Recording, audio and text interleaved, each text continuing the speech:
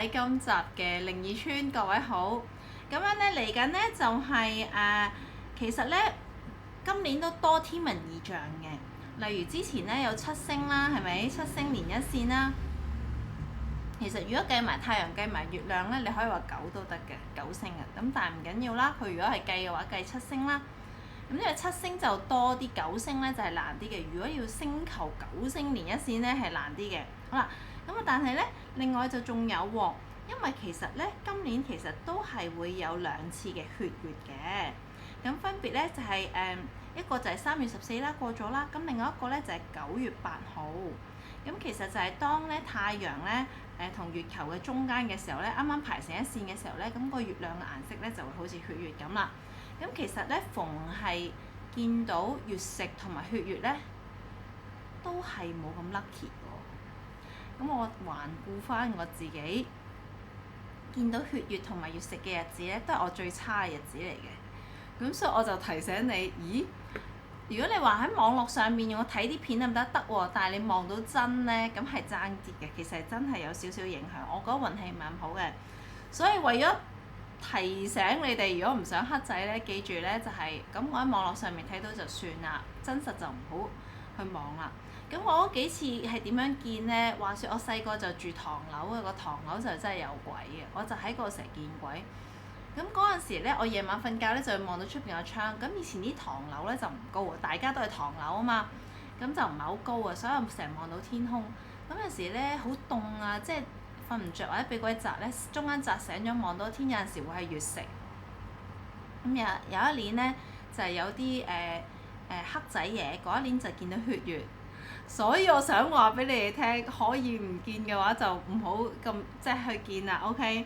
好啦，咁今日咧有好多嘢想講嘅。咁今日你見到個 topic 咧就係話啲俾詛咒嘅物品。咁點解會講呢樣嘢咧？就係、上一次我問大家，你哋有咩故事想聽啊？咁有人話喂，不如講下啲被詛咒嘅娃娃啦咁。嗱，雖然過往咧我哋成日都講，好多人都講，咁但係咧我就最近咧就係更新下佢，update 下佢。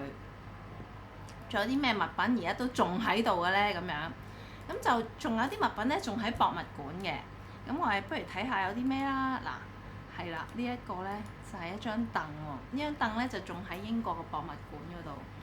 咁佢係發生咩事咧？呢張凳咧就係咁樣嘅，就係想當年咧就係嗰個女婿殺咗個外父，咁個外父就係坐咗呢張凳度。咁呢張凳係個女婿嘅，咁佢就話個外父坐咗佢張凳，你做咩坐咗我位啊？於是就走過嚟碾死咗佢。咁佢碾死咗之佢咧，咁佢就俾人拉咗啦，就上法庭啦。法庭就判佢咧就係嗰個絞刑，即係還手死刑啦，就判佢輕刑。咁佢係臨上去吊之前咧，佢就會話，因為佢自己係因為佢個外父坐喺張凳去碾死佢，所以佢自己要判死刑啊嘛。佢就話：以後邊個坐過我嗰張凳咧，我都要去死嘅咁。就係一個詛咒啦。好啦，咁呢個詛咒發生咩事咧？咁呢張凳打後咧，好多年咧就分別好多人都坐過，咁啊好多人都過身喎。咁有一個工人咧去整嘢咧，去踩咗呢張凳啊，點知佢跌落嚟都跌死咗喎。咁佢哋統計過呢張凳咧，總共62人坐過，呢62人都過咗身喎。咁有見及此咧，就冇人敢掂呢張凳啦，即係連燒毀佢都驚啊。於是就將佢捐咗俾博物館。咁博物館咧最初期咧，就有啲清潔阿姐咧就唔知啊，就坐咗落去咧，都病故，都過身喎。咁所以咧呢張凳你知博物館係做咩？你而家見張相唔知，其實佢係懸空掛咗喺度，離地5尺咁樣咧，離地高空3萬尺咁樣。嗱，呢張凳其實係吊高咗，佢唔係放喺地下嘅。到而家為止咧，佢為咗防止啲人坐咧，都仲係吊緊高呢張凳㗎。係啦，咁如果你哋有咁而家好多人移民咗去英國啦，咁如果你哋係喺嗰度去旅行咧，揾到呢個博物館咧，就哇，即係可以講下呢個故事啦。呢張凳咧就係一個被詛咒嘅凳，到而家都喺嗰度。睇下大家先，hello。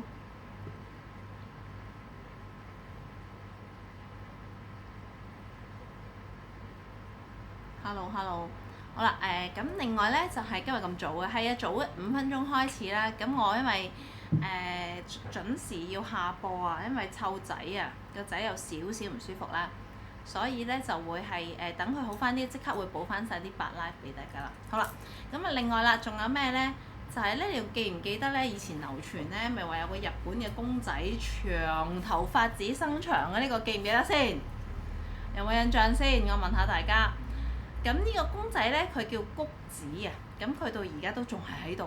我哋今日咧，即係講下啲被詛咒嘅物品先啦，update 下大家啦。上次有話，喂，我想聽下啲被詛咒公仔喎咁樣。咁嗰個谷子咧，佢係當時咧就佢阿哥咧要去打仗，佢屋企有個細妹啊。咁佢就同個細妹講就係話，我打完仗翻嚟就會陪你㗎啦，即係兩兄妹好好感情。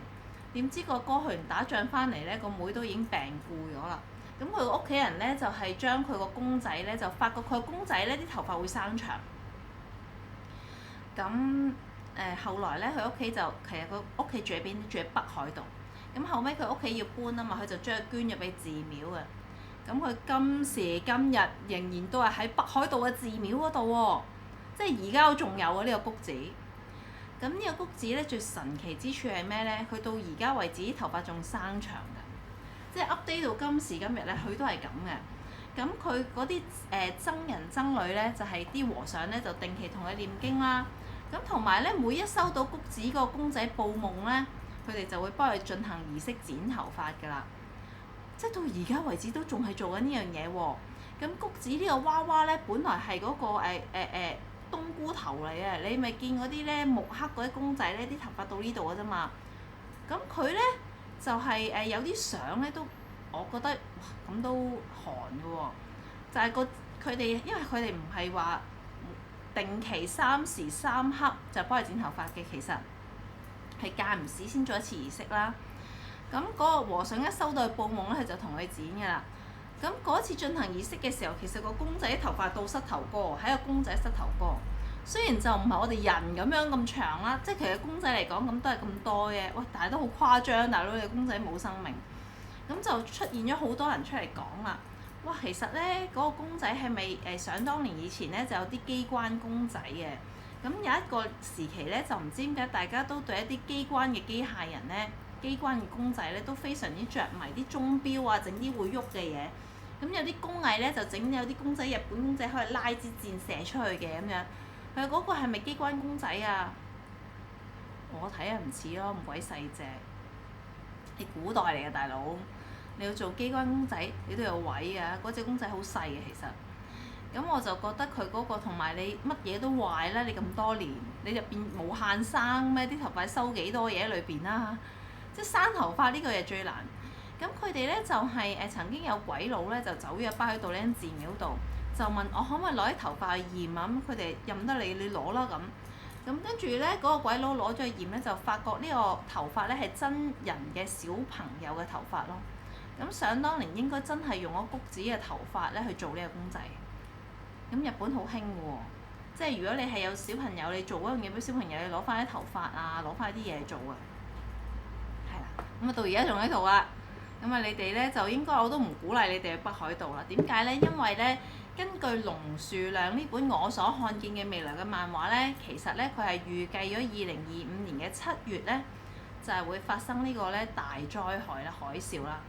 咁我就最近咧就再深入去研究一下，因為佢其實出咗2次㗎嘛。佢第一次咧1997年嗰陣時候咧就出咗一次嘅我所看見嘅未來。